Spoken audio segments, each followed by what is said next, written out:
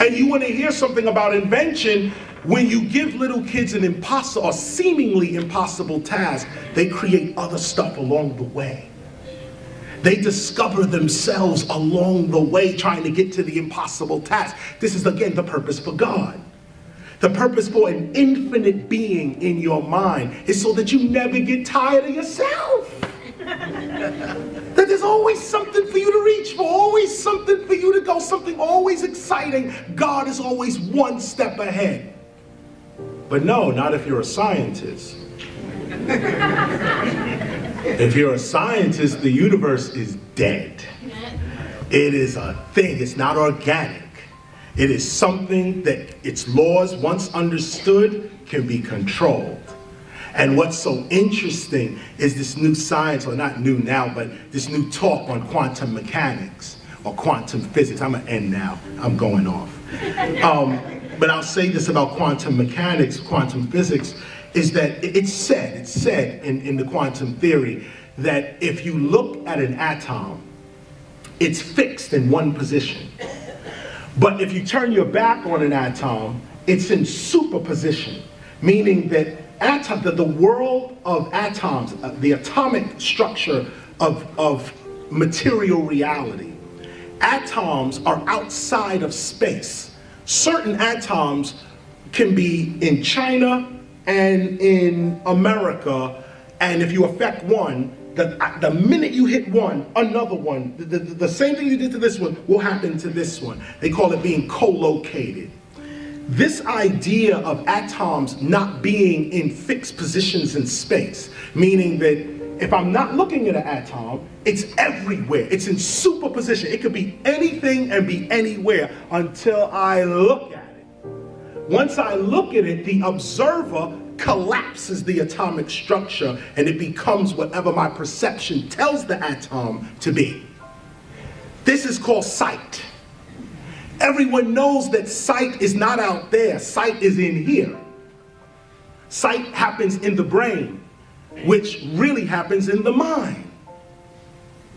And so the reason I bring this up is because quantum mechanics says that the observer is creating the reality that the observer observes. So scientists are saying the brain creates reality. That there's no reality out here. Reality is in here. This is what science says. Reality is in here. So if reality is in here and you're a racist, what kind of reality are you going to project? And project to yourself only. Look how fast God is. Way faster than scientists. God says, I'll play with you guys for a little longer. Y'all trying to figure out the universe through mathematics and all of that. Okay, here's how I'm gonna do y'all. I'm gonna show y'all quantum mechanics. Basically, I'm gonna show you a mirror. They don't realize that the universe is alive. How can there be life in the universe and the universe itself not be? How can a dead thing create a live thing? The universe is alive and it thinks. We are it. We're it. Right now the universe is talking to itself. Having a conversation with itself right now for whatever purpose it wants to fulfill. So scientists trying to use Galileo's equations, mathematics is the language of the universe. That's wrong. Galileo's wrong on that. What is the real language of the universe is intention. This is what the universe is really looking at, intention. And we got that now through genetic sciences. I'm giving you these titles so when you leave, do the study, do the follow-up research. Genetics, the genome. People are realizing now that your environment is way more important than even your culture. That the environment you're in, your genes are responding to the environments that you're in. Imagine that. That everything you do as a human, there's a tiny, tiny, tiny, tiny little organism running around that does the exact same thing. And let me say it, let me put it to you this way so you can really see it. You are only a collection of cells. You should really spell it as C-E-L-F. Cell. Because what the self is the consciousness of cells.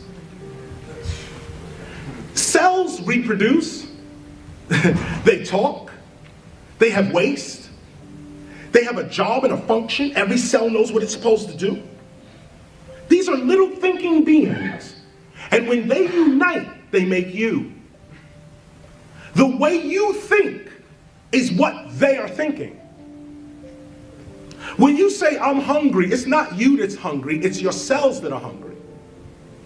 You are the slave of your higher self, C-E-L-F. You are the servant of your higher self until you become your higher self, then you're free. This is why they say you are born a slave. You're a slave to yourself. You're a slave to the addictions that your cells want.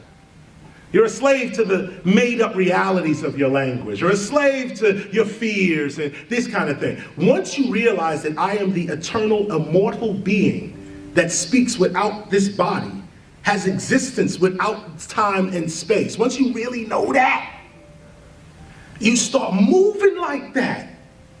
And then reality starts playing with you. You start reading things right in the nick of time. Some message comes to you right off the wall. Nobody else see it.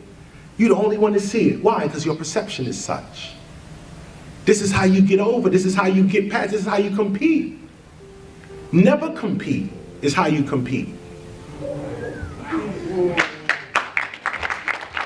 The ancient way. This is the ancient way. You don't compete.